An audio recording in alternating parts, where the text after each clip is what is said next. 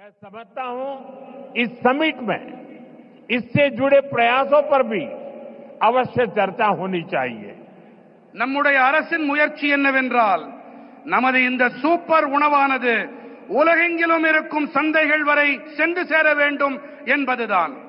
மேலும் உலகளாவிய சந்தைகளிலும் இவற்றின் வீச்சினை அதிகரிக்க இயற்கை வேளாண்மை, ரசாயனங்கள் இல்லா வேளாண்மை ஆகியவற்றுக்கு மிகப்பெரிய பங்களிப்பு இருக்கின்றது.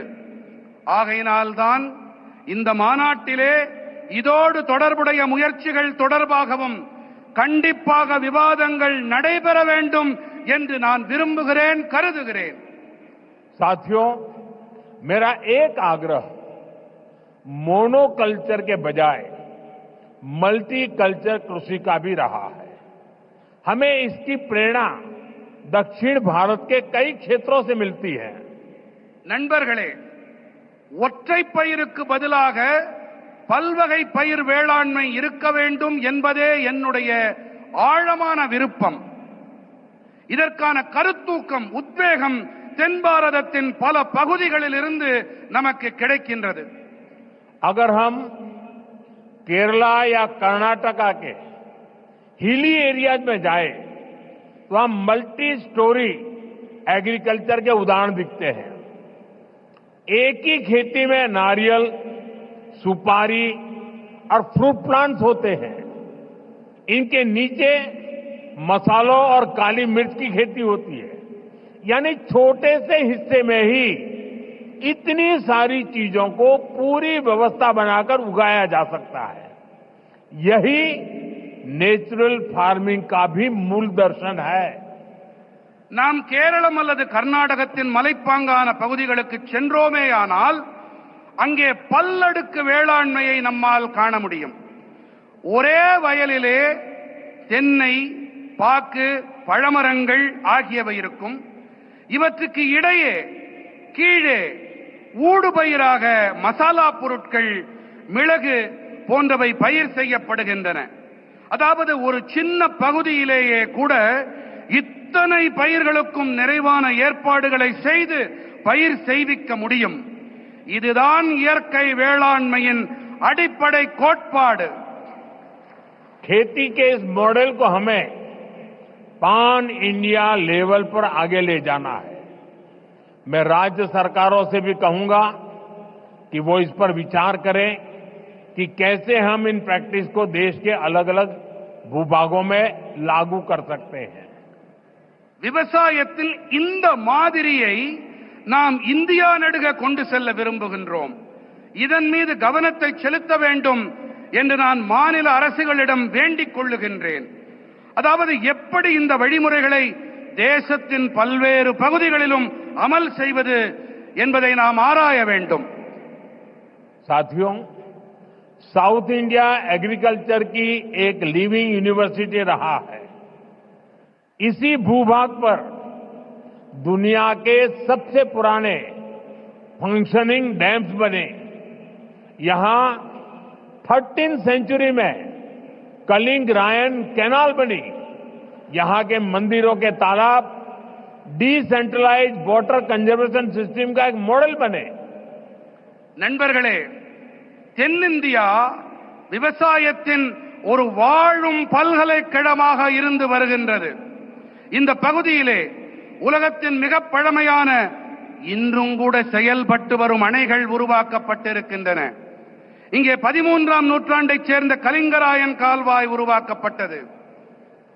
இங்கே இருக்கும் ஆலயங்களில் அமைந்த பரவலாக்கப்பட்ட நீர் பராமரிப்பு முறைகள், குளங்கள், அவை ஒரு மாதிரி ஆயின. इसी धरती ने नदियों के जल को नियंत्रित कर इसे खेती के लिए इस्तेमाल करने का मॉडल दिया। इसी धरती ने हजारों वर्ष पहले इतनी साइंटिफिक वाटर इंजीनियरिंग की है। इसलिए मेरा विश्वास है देश और दुनिया को नेचुरल फार्मिंग में लीडरशिप भी इसी भूभाग से मिलेगी। இந்த மண்ணின் ஓடு நதிகளின் நீரை நெறிப்படுத்தி இதை விவசாயத்திற்காக பயன்படுத்தியது இது ஒரு மாதிரியாக உருவானது. இந்த மண்ணில் ஆயிரக்கணக்கான ஆண்டுகளாக அறிவியல் பூர்வமான நீர் பொறியியல் மேற்கொள்ளப்பட்டு வருகின்றது. அந்த வகையிலே தேசத்திலும் சரி உலகிலும் சரி இயற்கை வேளாண்மைக்காக தலைமை ஏற்பு என்றால் அதுவும் கூட இந்த நிலப்பகுதியிலிருந்துதான் கிடைக்கும் என்பது என்னுடைய அசையா நம்பிக்கை. साथियों, विकसित भारत के लिए एक फ्यूचरिस्टिक एग्रीकल्चर इकोसिस्टम बनाने के लिए हम सभी को एक साथ मिलकर काम करना होगा. நண்பர்களே, வளர்ச்சியடைந்த பாரதத்திற்காக வருங்கால விவசாய சூழல் அமைப்பினை உருவாக்குவதற்காக நாம் அனைவரும் இணைந்து பணிபுரிய வேண்டும். मैं देश भर के मेरे किसान भाई बहनों को, तमिलनाडु के मेरे किसान साथियों से कहूंगा कि आप 1 एकड़ 1 सीजन से शुरुआत करें. यानी आप एक सीजन में 1 एकड़ भूमि पर अपने खेत में 1 एकड़ एक कोने में नेचुरल फार्मिंग करके देखें. वहां से जो नतीजे मिलेंगे उनके आधार पर आप दूसरे साल और ज्यादा करें, तीसरे साल और ज्यादा करें और आप आगे बढ़े. நான் நம்முடைய தேசத்தின் விவசாயிகளாகட்டும், இங்கே தமிழ்நாட்டின் விவசாய பிரதிநிதிகளாக இங்கே கூடியிருக்கும் வேளாண் துறை சகோதர சகோதரிகளாகட்டும், நீங்கள் அனைவரும் 1 ஏக்கர் 1 பருவம் என்பதிலிருந்து தொடங்குங்கள்.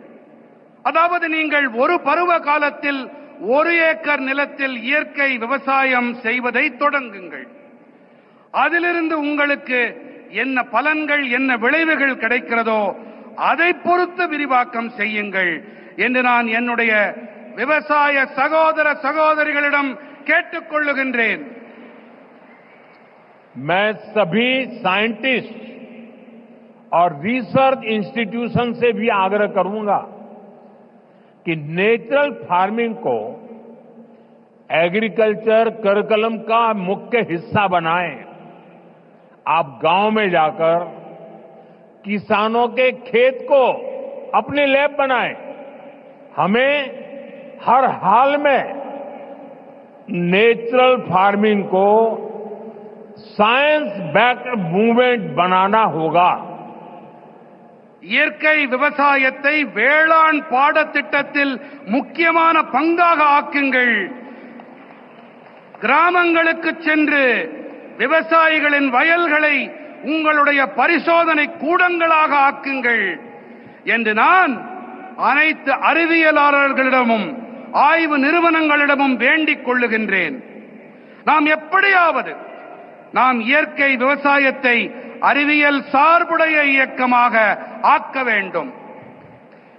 नेचुरल फार्मिंग के इस अभियान में राज्य सरकारों और एफपीओज की बड़ी भूमिका और बहुत बड़ी भूमिका है.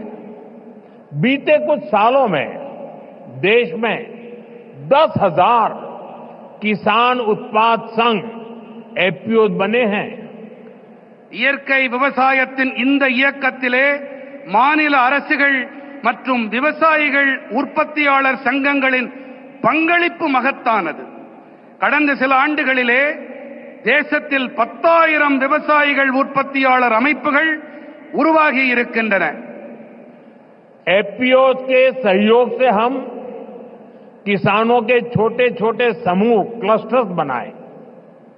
वहीं पर सफाई, पैकिंग, प्रोसेसिंग की सुविधा दें और इनेम जैसे ऑनलाइन बाजार से सीधे जोड़े. इससे प्राकृतिक खेती से जुड़े किसानों को और लाभ होने की संभावना होगी. விவசாயிகள் உற்பத்தியாளர்கள் சங்கங்களின் உதவியோடு நாம் விவசாயிகளின் சின்ன சின்ன குழுக்களை உருவாக்கி இருக்கின்றோம். அவர்களுக்கு சுத்தப்படுத்தல், பேக்கிங், பதப்படுத்தல் வசதிகளை செய்து தர வேண்டும்.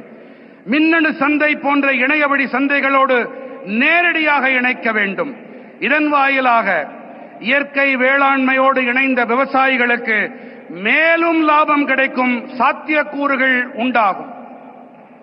जब हमारे किसान का पारंपरिक ज्ञान, विज्ञान की ताकत और सरकार का समर्थन तीनों जुड़ जाते हैं तो किसान भी समृद्ध होगा और हमारी धरती मां भी स्वस्थ रहेगी.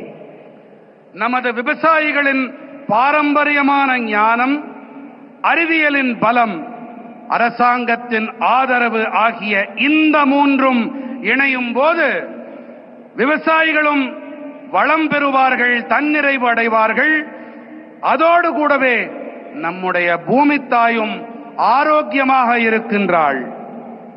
साथियों, मेरा पक्का विश्वास है ये समिट और खास करके हमारे किसान भाई बहनों ने जो नेतृत्व दिया है, इस समिट से देश में नेचुरल फार्मिंग को एक नई दिशा मिलने वाली है. यहां से नए आइडियाज, नए सॉल्यूशंस निकलेंगे. इसी उम्मीद के साथ मैं आप सभी को फिर से बहुत बहुत शुभकामनाएं देता हूं. बहुत बहुत धन्यवाद. எனக்கு ஒரு நம்பிக்கை இருக்கின்றது, மிகப்பெரிய நம்பிக்கை. அது என்னவென்று சொன்னால், இங்கே ஆர்வத்தோடு இந்த மாநாட்டிலே பங்கெடுப்பதற்காக வந்திருக்கும் வேளாண் பெருமக்களும் சரி, உங்களுக்கு தலைமை ஏற்று நடத்தி கொண்டிருக்கும் இந்த தகைமையாளர்களும் சரி, இவர்கள் காரணமாக இந்த மாநாடு தேசத்தின் இயற்கை வேளாண்மைக்கு ஒரு புதிய திசையை காட்டும். இங்கிருந்து உருவாகும் புதிய கருத்துக்கள், எண்ணங்கள் மூலமாக புதிய தீர்வுகள் பெற. All right, that was Prime Minister Modi addressing farmers in Coimbatore as he inaugurated the South India National Farming Summit in Coimbatore and also released 18,000 crore rupees, which is the 21st installment of the PM Kisan Yojana.